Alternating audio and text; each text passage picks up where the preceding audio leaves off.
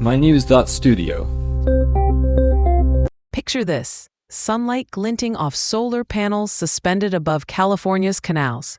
It's a scene that might hint at where water and energy management are headed. Today's October 25th, 2025. We're taking a close look at Project Nexus, the world's first large-scale solar-covered canal set right in the Central Valley. Let's start with the basics. Why put solar panels over water instead of just using land? There are two main reasons. First, land is a limited resource, especially in farming regions. By covering canals with solar panels, you avoid taking up farmland or disrupting natural habitats. Second, open canals lose significant amounts of water to evaporation each year, billions of gallons, actually. The panels act as shade, cutting down those losses. So you're saying it's a way to save both land and water. Let's talk numbers. How much energy does this actually generate? The pilot project, called Project Nexus, produces 1.6 megawatts of clean electricity. That's enough to supply power to more than 1,000 homes. They've also paired it with a 75 kilowatt iron flow battery, which means the energy can be stored and used when it's most needed. If this approach was scaled across California, estimates suggest it could generate up to 13 gigawatts, about 1/6 of the state's total electricity use.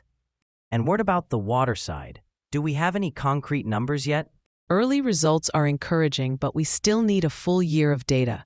The initial projection is that statewide, this method could save about 63 billion gallons of water annually.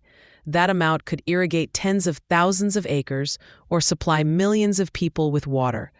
And interestingly, the water beneath the panels actually helps cool them, making the solar panels a bit more efficient. This mutual benefit highlights the potential of this innovative approach. So it's a two-way street. The panels help the water, and the water helps the panels.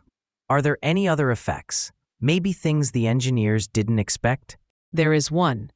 Engineers noticed that the shade from the panels suppresses algae and weed growth, which are common issues in open canals. That means improved water quality and lower maintenance costs. All right, shifting gears. What kind of challenges did the team face putting solar panels over canals instead of on regular land? Spanning canals as wide as 110 feet required specially designed mounting systems. Safety was another big factor. Since crews had to work above water, they needed new safety protocols. The team also had to integrate the panels with existing canal structures and make sure everything could withstand floods and strong winds. That sounds like a steep learning curve.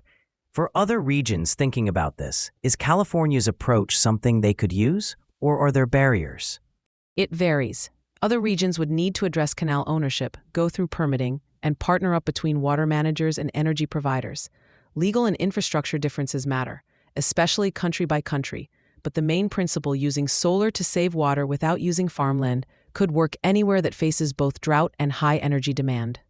Is California the first to try this, or has anyone else done something similar? India actually piloted this idea first, but on a smaller scale. Project Nexus is the first major project in the U.S.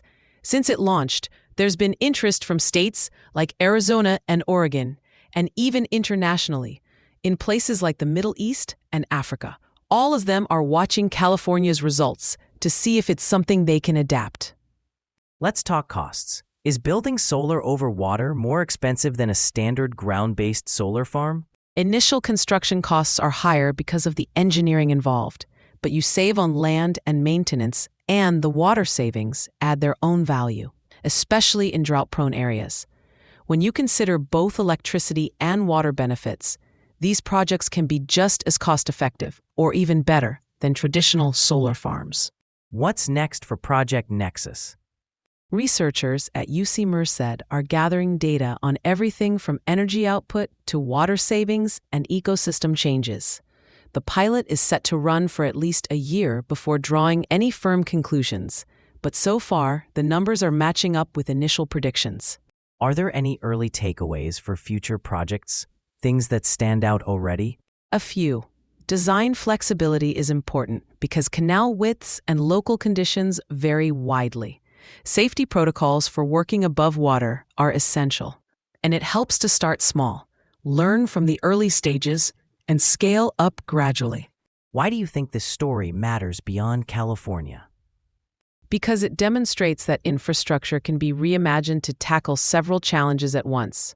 As climate change makes droughts and energy shortages more common, this kind of model could help arid regions stretch their resources further.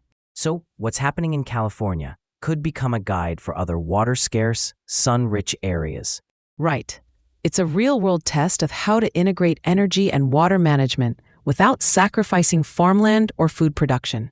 Let's recap. Project Nexus is producing renewable energy, conserving water, and sparking new ideas for other regions. The full results will take time, but early data looks hopeful. Thanks for listening as we explored how California's canals are helping shape a more resilient future. We appreciate you tuning in. This episode comes to you from mynews.studio. Give it a try for free.